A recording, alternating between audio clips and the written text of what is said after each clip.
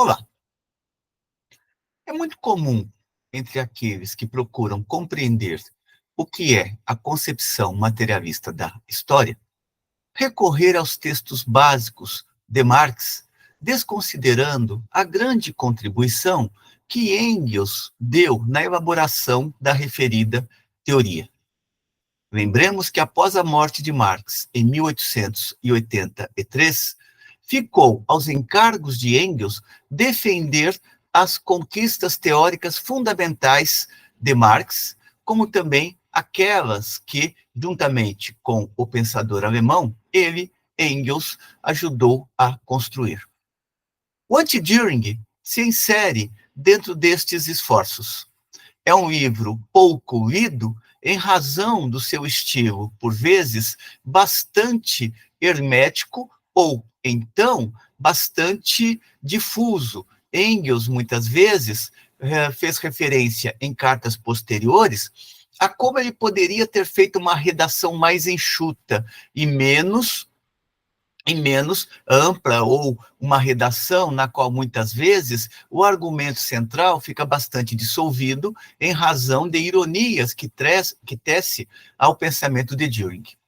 De qualquer maneira, o Anti-Dühring nos permite resgatar elementos fundamentais da concepção materialista da história. Temos trabalhado alguns capítulos do referido livro, e hoje trabalharemos mais um. O capítulo inicial, que está na parte 3, dedicada ao socialismo. Capítulo este que se chama Questões Históricas. O que Engels está procurando resgatar neste capítulo? Engels está procurando demonstrar duas coisas.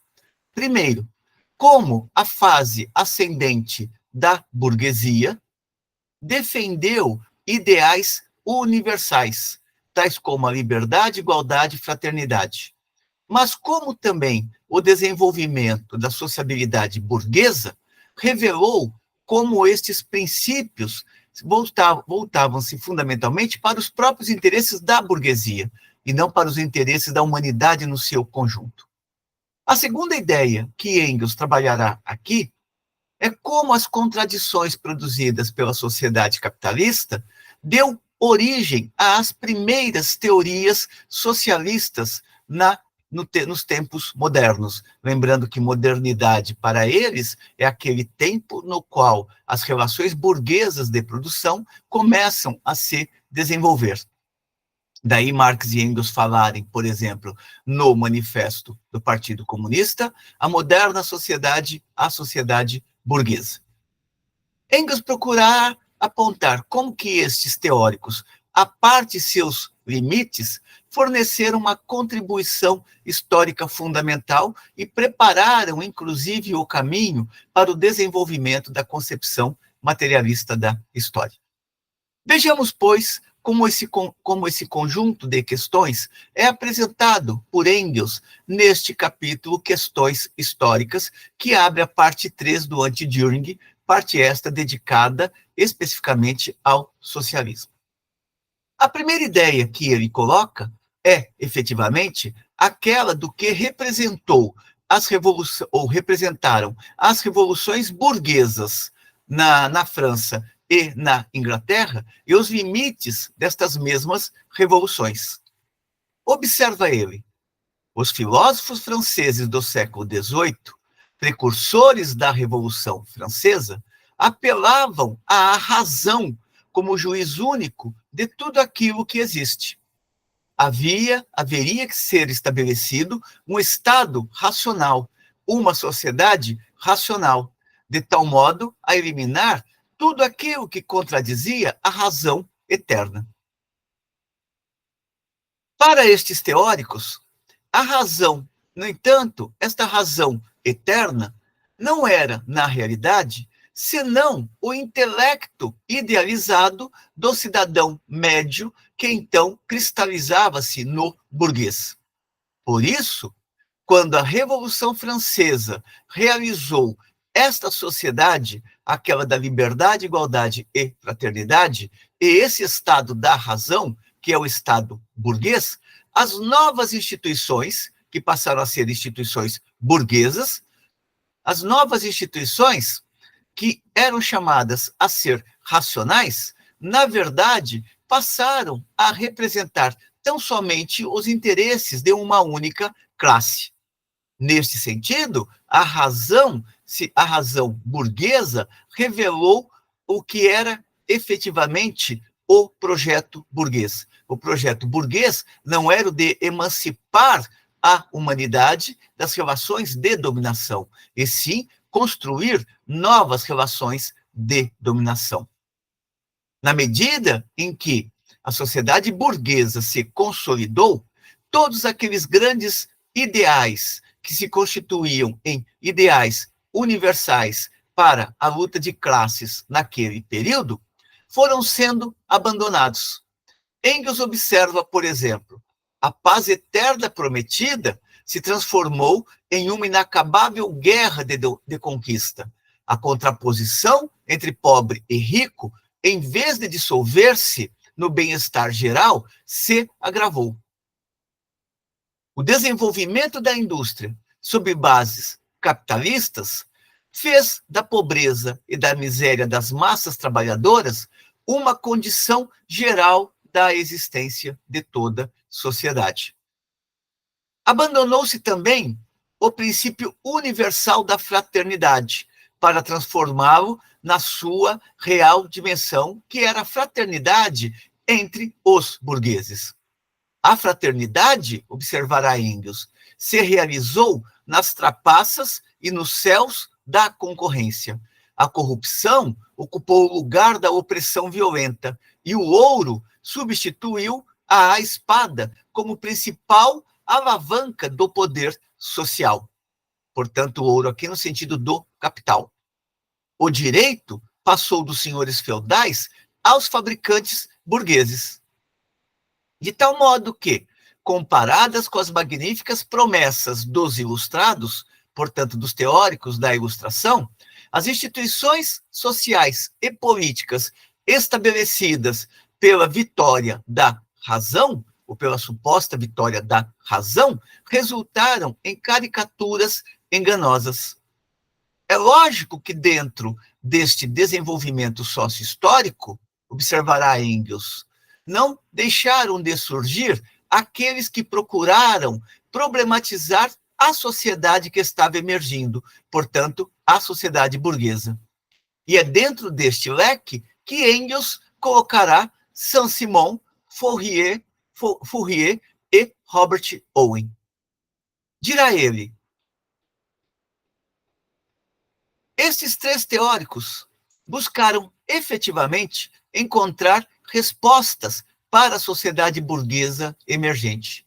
No entanto, Engels também observará que, à época destes teóricos, as condições capitalistas ainda não estavam suficientemente desenvolvidas para permitir a compreensão de que é impossível reformar o capitalismo. É impossível fazer com que o capitalista ele se dote de um humanismo universal e, portanto, deixe de explorar as grandes massas.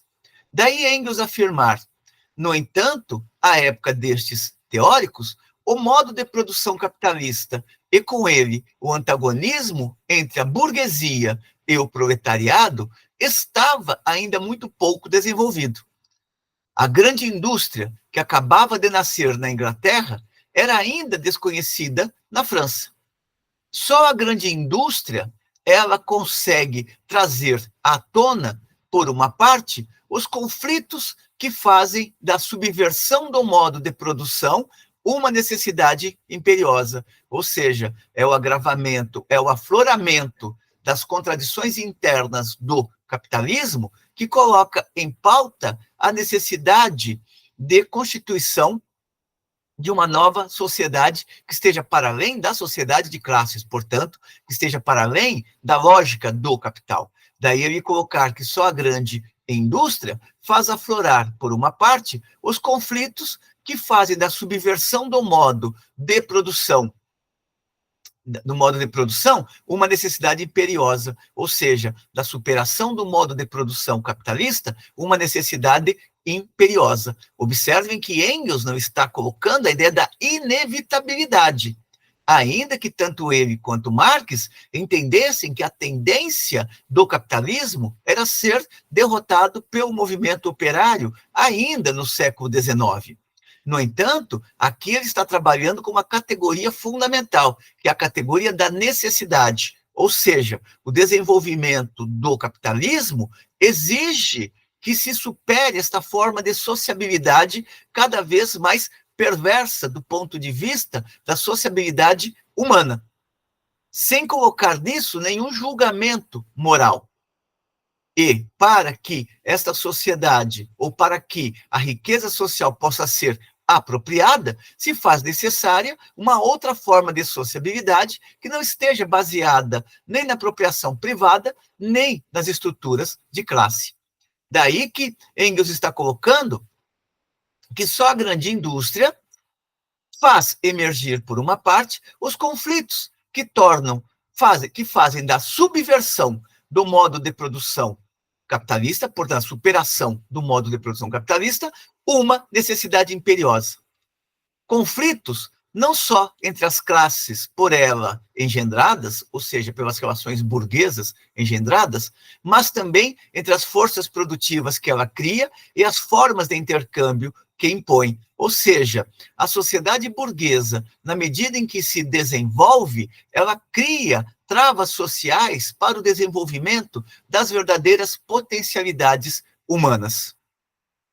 Por outra parte, esta sociedade, ela desenvolve gigantescas forças produtivas que podem ser reapropriadas dentro de uma outra forma de sociabilidade. Ou seja, o que Engels está colocando é que é impossível consertar o capitalismo internamente e que para resolver ou para encaminhar a resolução dos grandes problemas da humanidade, seria necessária a superação do modo de produção capitalista em prol de um modo de produção comunista.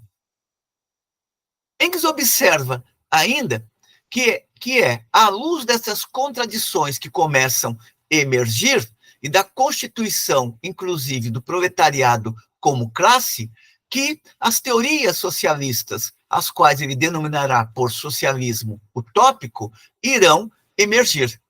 Mas, em nenhum momento, ele desconsidera que estes autores foram ao limite do que era possível visualizar naquele momento.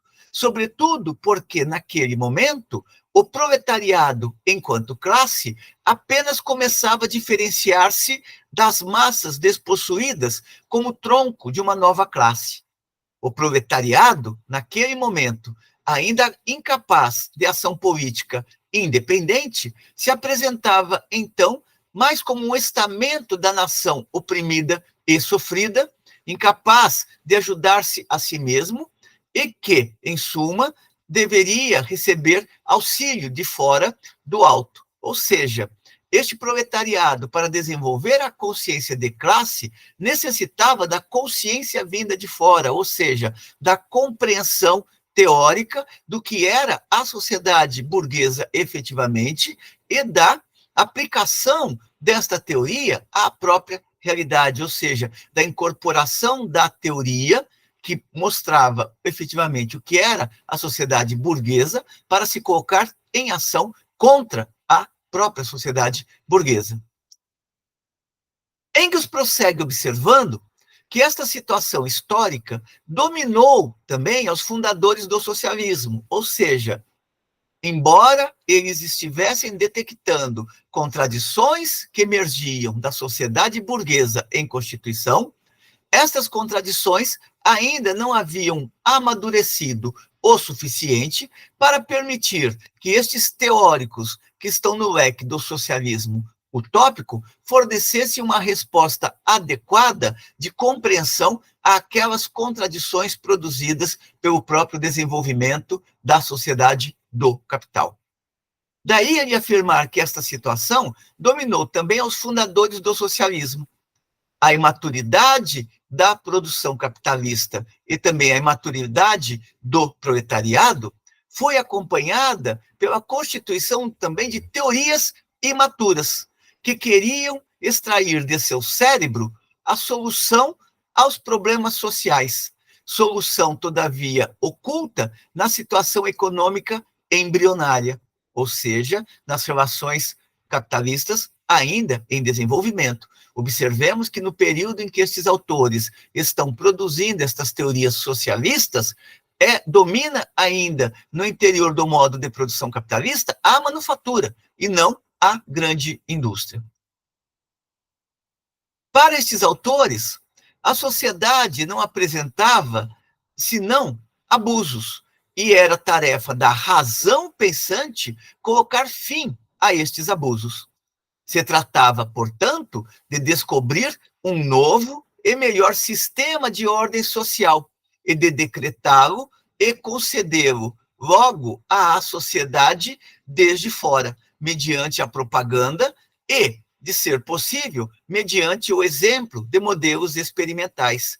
Ou seja, aqui Engels retorna à ideia de que estes teóricos queriam apresentar às grandes massas modelos de sociedade futura e de como chegar a esta sociedade futura. E para demonstrá-lo, realizaram experiências práticas, ou seja, realizaram iniciativas práticas, tais como fundar cooperativas ou então fábricas que procuravam ser diferentes daquelas fábricas nas quais regia a forma de exploração do capital. Daí ele colocar que se tratava de descobrir um novo e melhor sistema de ordem social e de decretá-lo e concedê-lo logo à sociedade desde fora, mediante a propaganda e, de ser possível, mediante o exemplo de modelos experimentais. Estes novos sistemas sociais estavam, desde o princípio, condenados a ser utópicos. E estavam condenados a ser utópicos porque você não transforma a sociedade com experiências isoladas. Você transforma a sociedade em razão de um grande movimento social que abarca toda a sociedade. É este grande movimento social, por exemplo, ou é um grande movimento social, por exemplo, que conduziu à derrocada da sociedade feudal e instauração da sociedade burguesa. Não foram experiências comerciais isoladas que apontaram para a possibilidade de superação da sociedade feudal. Quanto mais cuidadosamente esses teóricos elaboravam em detalhe os seus modelos de sociedade, tanto mais resolutamente eles tinham que desembocar na pura fantasia, ou seja, construir um modelo de sociedade que não estava nem posto no horizonte e que nem correspondia às necessidades práticas daquele tempo. Para Engels, um dos primeiros expoentes no interior do leque dos socialistas utópicos foi Saint-Simon. Alguns chamam de Saint-Simon, colocamos aqui Saint-Simon. Sente Saint-Simon o princípio de que todos os homens devem trabalhar. Ele apresenta a Revolução Francesa. Outra vantagem ou outro avanço do pensamento de Saint-Simon é o de apresentar a Revolução Francesa como uma luta de classes entre a nobreza e a burguesia, e também entre estas classes e os despossuídos. Saint-Simon definia também a política como a ciência da produção, outro avanço que se pode encontrar no interior de seu pensamento, e predisse a dissolução da política na economia, ou seja, a partir do momento em que as bases econômicas fossem realizadas de uma outra maneira, a política deixaria de ser necessária para regular a existência dos homens. Lembremos que, para Marx e Engels, a política não é fim, a política é meio. A política se faz necessária tão somente enquanto existirem as estruturas de classe. Esta é uma discussão que Marx e Engels travarão com bastante intensidade na militância que tiveram no interior da Associação Internacional dos Trabalhadores, que fundamentalmente, enquanto organização operária, se estendeu de 1864 a 1872, para morrer tranquilamente nos Estados Unidos em 1875. Saint-Simon esboça o conhecimento de que as relações econômicas são uma base das instituições políticas, ou seja, não é a supraestrutura que produz a infraestrutura, e sim a infraestrutura que produz as manifestações supraestruturais. Esboça o conhecimento de que as relações econômicas são a base das instituições políticas. Apresenta a ideia da transformação do governo político sobre os homens em administração das coisas e direção dos processos de produção. Isto é, a supressão do Estado aparece já proclamada em Saint-Simon. Lembremos que, para Marx e Engels, assim como os marxistas mais clássicos, o Estado é uma mediação necessária tão somente enquanto perduram as estruturas de classes. Na obra de Saint-Simon, prossegue Engels, se encontram em germe quase todas as ideias não estritamente econômicas dos socialistas posteriores. Outro teórico do período bastante importante vai ser também Charles Fourier. Fourier revela a miséria material e moral do mundo burguês e coloca frente a ela promessas dos ilustrados acerca de uma sociedade na qual reina a razão, acerca da civilização que aportaria a todos, se aproxima, as suas ideias apontam para a civilização que aportaria a todos a felicidade, a ilimitada capacidade de perfeição, aperfeiçoamento e mesmo de perfeição do homem. Prova ainda, através das mais sonoras palavras, como que aquela realidade que estava se constituindo era uma realidade miserável. Observa ainda Engels, a propósito de Saint-Simon, que ele foi o primeiro foi o primeiro a dizer que em qualquer sociedade o grau de emancipação da mulher é o critério natural da emancipação geral. Portanto, não existe sociedade verdadeiramente igualitária se as mulheres nesta sociedade tiverem um papel subalterno. Porém, a maior contribuição de Fourier para a história da sociedade foi ter detectado também que nenhuma sociedade é estática. Ele aponta, por exemplo, para 4 estágios de desenvolvimento. Primeiro deles, o selvagismo, o segundo, o patriarcado, o terceiro, a barbárie, e o quarto, a civilização, sendo que a civilização coincide com o que chamamos sociedade burguesa. É importante observar como que Engels vai se apropriar um pouco desta sequência apontada por Saint-Simon, no seu livro A Origem da Família, da Propriedade Privada e do Estado, sobretudo na discussão da parte referente à barbárie e civilização.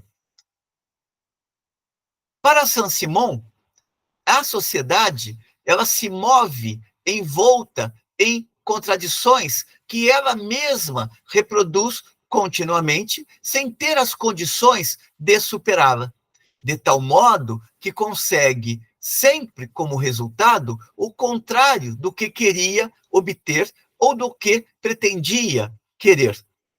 De modo que, por exemplo, na civilização, a pobreza nasce da própria abundância. Aqui, Saint-Simon está pegando dialeticamente a contradição que percorre o desenvolvimento burguês. E também ele vai mostrando, ainda que intuitivamente, a incontrolabilidade que é a sociedade do capital. É importante, portanto, reter esta passagem ou esta argumentação que Engels traz neste capítulo a propósito do pensamento de Saint-Simon, uma vez que ele está percebendo não apenas as contradições que envolvem o desenvolvimento da sociedade burguesa, contradições estas que se expressam no fato de que, quanto maior a riqueza produzida, maior é a pobreza também que brota no outro extremo. Além disso, ele está apontando para a tendência a uma incontrolabilidade, portanto, a uma impossibilidade da sociedade burguesa em resolver este problema de base.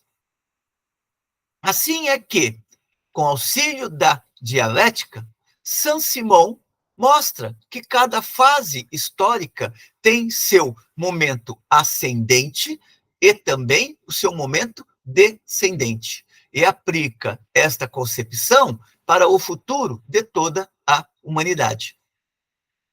Fourier, prossegue Engels, introduziu a consideração histórica do final futuro da humanidade. Não confundamos esta expressão de Engels, final futuro da humanidade, com a ideia de fim da história. Lembremos que quando Engels e Marx colocam o final futuro da humanidade, eles estão indicando o seguinte: superada a sociedade de classes, não haverá mais sociedade de classes. Esta discussão está na crítica ao programa de Gotha. Marx afirma que, superadas as estruturas de classes, termina a pré-história da humanidade e começa a história da humanidade em bases verdadeiramente humanas. É neste sentido que Engels está colocando aqui a ideia do futuro final da humanidade. Futuro final no sentido de que, depois de um longo processo de desenvolvimento, ancorado, sobretudo, em estruturas de classe, haveria possibilidade de superação da sociedade burguesa e a constituição de um modo de produção no qual as classes iriam progressivamente se dissolver a tal ponto de se tornarem desnecessárias para a realização da produção e reprodução da existência humana. Enquanto a França realizava a sua revolução, e o terreno ideológico fornecido por esta revolução foi importantíssimo, na Inglaterra desenvolvia-se também um outro processo. Isso não quer dizer que não houve movimento ideológico na Inglaterra, mas lembremos o ponto de partida de Engels, o de que a França fez a sua revolução burguesa, mas ela ainda não havia atingido o grau de desenvolvimento industrial que já era possível de se verificar na Inglaterra. Aqui Engels começa a contemplar qual era a situação da Inglaterra.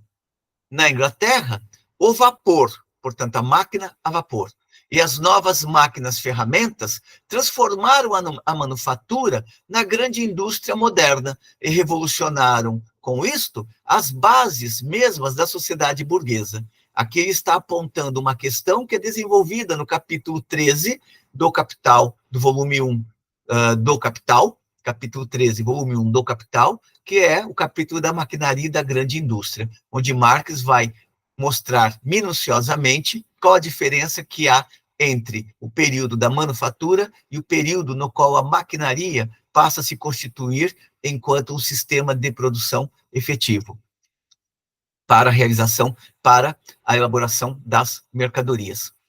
Na Inglaterra, o vapor e as novas máquinas ferramentas transformaram a manufatura na grande indústria moderna e revolucionaram, com isso, as bases mesmas da sociedade burguesa. Com crescente velocidade, foi produzindo-se a divisão da sociedade em grandes capitalistas e proletários despossuídos. No lugar da anterior estável classe média, surgiu uma agitada massa, que era composta por uma agitada massa de artesãos e pequenos comerciantes, uma parte mais flutuante da população, surgiu uma nova classe. O novo modo de produção se encontrava ainda, seguramente, nos seus começos, estava na fase ascendente, mas já apontava para as contradições insolúveis que seriam registradas décadas depois.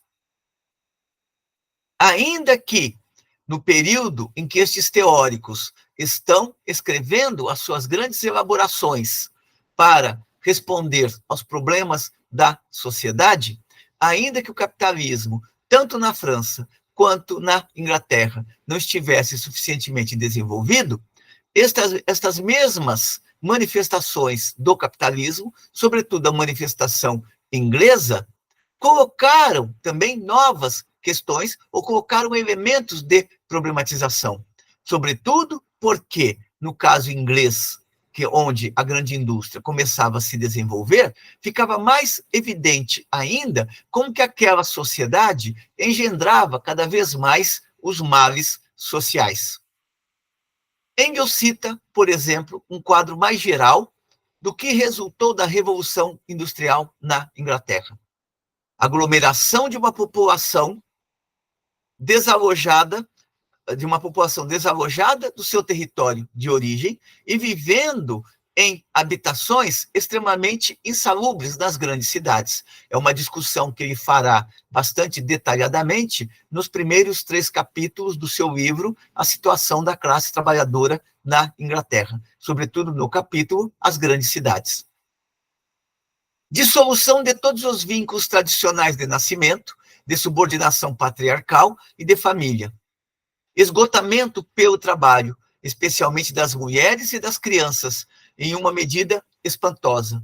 Por fim, desmoralização em massa da classe trabalhadora, lançada repentinamente a uma situação totalmente nova. Ou seja, a grande indústria ainda não havia amadurecido em toda a sua plenitude, mas já apontava para os grandes problemas que o desenvolvimento da grande indústria produzia. Aglomeração da população, vivendo em habitações insalubres nas grandes cidades, dissolução dos vínculos mais tradicionais que até então prendiam o homem às formas de dominação mais arcaicas, esgotamento pelo trabalho, sobretudo o trabalho das mulheres e das crianças, e uma desmoralização em massa da classe trabalhadora, lançada repentinamente uma situação totalmente nova.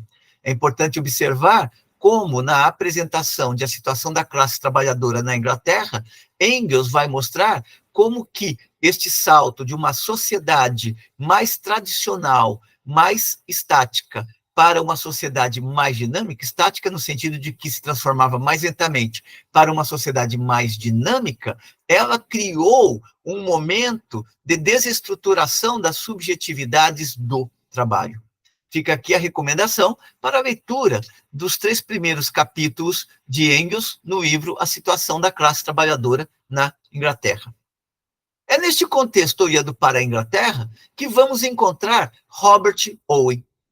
Dirá Engels, Owen havia assimilado a doutrina dos ilustrados materialistas, os teóricos materialistas, segundo a qual o caráter do homem é o produto, por um lado, de sua organização original e, por outro, das circunstâncias que o rodeiam durante sua vida, especialmente durante o período de crescimento.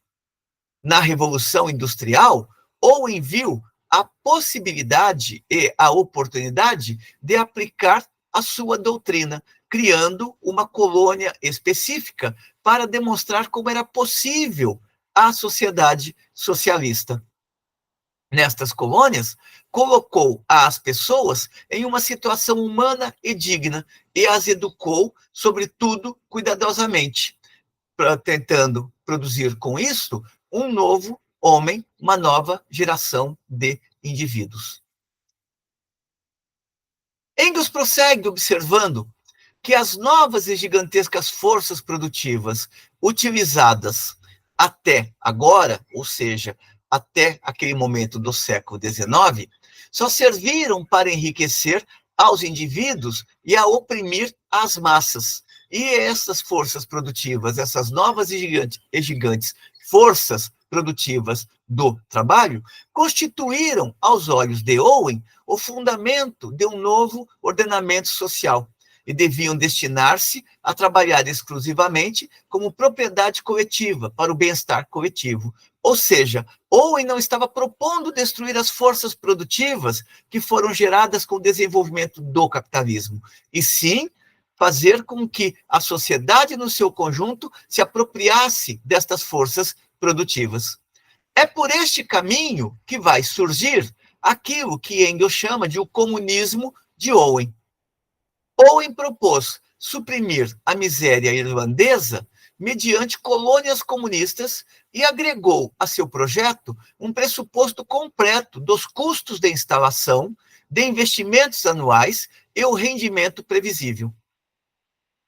O trânsito ao comunismo foi o ponto de inflexão decisivo na vida de Owen. Enquanto se apresentou como mero filântropo no período anterior, colheu riqueza, aplauso, honra e glória. Porém, a coisa mudou imediatamente quando começou a expor suas teorias comunistas. Havia, sobretudo, 3 grandes obstáculos que pareciam fechar-lhe o caminho da reforma social. Para Owen, dificultavam a reforma social a continuidade da existência da propriedade privada, a grande penetração da religião nas grandes massas e as formas vigentes de relações matrimoniais. Quando Owen atacou estes 3 pilares, a propriedade privada, a religião e a forma vigente de matrimônio, a condenação que sofreu foi geral por parte da sociedade oficial, leia-se a sociedade burguesa, e perdeu progressivamente toda a posição social e prestígio que até então havia desfrutado com as suas experiências reformadoras. Desterrado da sociedade oficial, ou seja, colocado à margem da sociedade burguesa, ou então ignorado pela sociedade burguesa, silenciado pela imprensa e arruinado financeiramente por fracassados intentos comunistas na América, pelos quais sacrificou toda a sua fortuna, Owen, no entanto, não pode ser desconsiderado por ter apostado em uma solução utópica, sobretudo porque ele forneceu elementos fundamentais para serem repensados pelo estágio posterior das teorias socialistas, em particular pela concepção materialista da história, elaboradas por Marx e Engels. E prossegue Engels. Em 1819, apesar de vários fracassos colhidos com as suas experiências de tentar fazer colônias ou então administrar fábricas dentro dos princípios comunistas isoladamente, enquanto o restante da sociedade continuava a produzir no ritmo da acumulação do capital, lembremos que a experiência fracassou não porque era uma experiência de caráter comunista, e sim porque era uma experiência isolada no interior da sociedade burguesa. Portanto, esta experiência tendia necessariamente a resultar em uma derrocada, em um fracasso posterior. Lembremos que quando Marx e Engels estão pensando em modo de produção comunista, eles estão pensando em uma transformação da totalidade das relações sociais, e não em experiências isoladas, tais como aquelas que por vezes se realizam dentro de cooperativas. Ainda que tenha fracassado nessas experiências, Owen continuou sendo um lutador pela causa dos trabalhadores.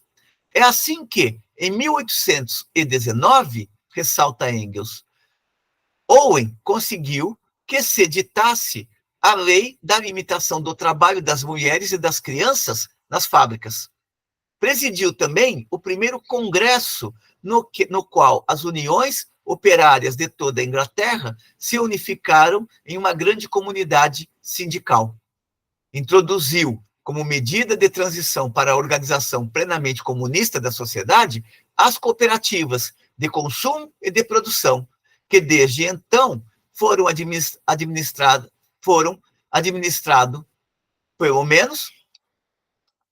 forneceram pelo menos a prova prática de que o comerciante e o fabricante são pessoas muito pouco imprescindíveis. Ou seja, se os trabalhadores podem comandar as cooperativas, isso significa que eles não precisam nem dos patrões, nem dos capatazes. Introduziu também os bazares do trabalho, instituições para a troca de produtos de trabalho por meio de um papel moeda fundado no trabalho e cuja unidade era a hora de trabalho. Estas instituições tinham que fracassar necessariamente. Por quê? Porque continuavam sendo experiências isoladas num mar de experiências burguesas nas quais a produção estava voltada para a acumulação do capital. Engels observa, nesse sentido, a partir do momento em que ele faz o apanhado dos 3 grandes teóricos do período, que os utopistas foram utopistas porque não podiam ser outra coisa em uma época na que a produção capitalista, ou na qual a produção capitalista estava ainda tão pouco desenvolvida. Os utopistas necessitavam construir idealmente, ou seja, apenas no plano da consciência, no plano da ideia pura, desvinculada das bases reais da sociedade, necessitavam construir idealmente os elementos de uma nova sociedade, porque referidos elementos não se manifestavam de um modo geral e visível na velha sociedade, que era a sociedade burguesa, que era a sociedade feudal. Os utopistas estavam limitados a apelar à razão, portanto, recorrer aos princípios do iluminismo, aos princípios abstratos do iluminismo, para estabelecer os traços básicos de sua nova construção. E isto porque não podiam ainda apelar à história contemporânea, ou seja, eles estão desenvolvendo as suas ideias em um momento em que as forças produtivas do capital ainda não haviam se desenvolvido, produzindo a grande indústria e as contradições que emergem de modo mais claro, com a grande indústria. Porém, observará Engels, depois daquela época, ou seja, posteriormente ao período no qual esses autores viveram, que era o início do século XIX, porém, depois daquela época, a grande indústria desenvolveu as contradições que dormiam no modo de produção capitalista, ou que estavam adormecidas no modo de produção capitalista, até convertê-las em tão violentas contraposições que já se pode dizer, ou se já se pode visualizar, o próximo ou a proximidade da derrocada desta sociedade capitalista ou desse modo de produção. Aqui Engels está colocando, ali nos anos, já no terceiro quarto do século XIX, que continua aberta a possibilidade de derrocada da sociedade burguesa. A experiência histórica revelou, no entanto, que a capacidade de resistência do capital ela se revelou mais intensa do que aquilo que era visualizado naquele momento. Mas aí também entra o mesmo caráter. Engels não percebeu, ou Engels não estava vivendo, não é que ele não percebeu, ainda não estava vivendo o período no qual a fase imperialista do capital havia amadurecido. Ele convive com esta fase ainda em germinação, ainda em formação, mas não no seu período amadurecido. Isto não quer dizer que a fase posterior deixou de trazer novas contradições no interior da órbita do capital.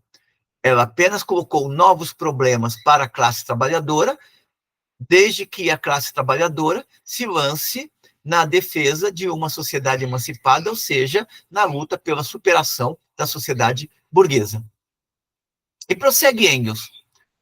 As novas forças produtivas não podem já manter-se, e aqui ele está falando daquela contextura do capital desse terceiro quarto do século XIX, ou seja, a partir de 1875. As novas forças produtivas não podem já manter-se nem desenvolver-se no futuro, senão pela introdução de um novo modo de produção que corresponda ao seu atual grau de desenvolvimento, ou seja, um modo de produção que daria conta, em patamares verdadeiramente humanos, da utilização daquelas novas forças produtivas que brotaram com o desenvolvimento, com a centralização e concentração do capital. A luta das duas classes, engendradas pelo atual modo de produção, e cujo antagonismo é cada vez mais agudo, se apoderou de todos os países civilizados e se torna cada dia mais violenta, ou seja, o modo de produção burguês, que era praticamente restrito a alguns países no início do século XIX, no final do século XIX, já havia se alastrado para vários países. Enfim, que se hão descoberto as relações históricas, as condições para a transformação social que elas mesmas tornam necessárias, e que os traços básicos desta transformação também estão condicionados por esta mesma realidade histórica. Engels conclui esse capítulo com esta observação na qual ele está apontando o seguinte: no início do século XIX, os socialistas utópicos elaboraram modelos mirabolantes de sociedade, mas porque eles não tinham diante de si ainda as contradições da sociedade capitalista amadurecidas. No final do século XIX, estas contradições já estão amadurecidas, assim como o proletariado estava mais amadurecido. Portanto, o proletariado ele já tinha condições de fazer uma luta mais incisiva contra a dominação do capital. Com isto, Engels está colocando o seguinte, que a grande tarefa histórica continua aberta. Ela estava aberta nos anos 1800, início dos anos 1800, e continuava aberta no final dos anos 1800. Ou seja, continuava a ser imperativo para a classe trabalhadora constituir um movimento forte capaz de colocar abaixo a sociedade burguesa e as relações ancoradas fundamentalmente na ampliação contínua do capital. Com estes elementos, Engels encerra esta discussão deste capítulo, que abre a parte terceira do anti-Düring. Capítulo este que tem por título geral questões históricas, ou seja, ele está apontando aqui a trajetória de desenvolvimento não apenas da consciência de classe, mas também das teorias socialistas no século XIX. Espero que tenham gostado da discussão. Como sempre, encaminhe suas considerações positivas ou negativas, a fim de que sempre possamos continuar melhorando o nosso trabalho e trazendo à discussão temas que possam interessar no processo de formação das jovens gerações de estudantes e das jovens gerações de pesquisadores. Até uma próxima.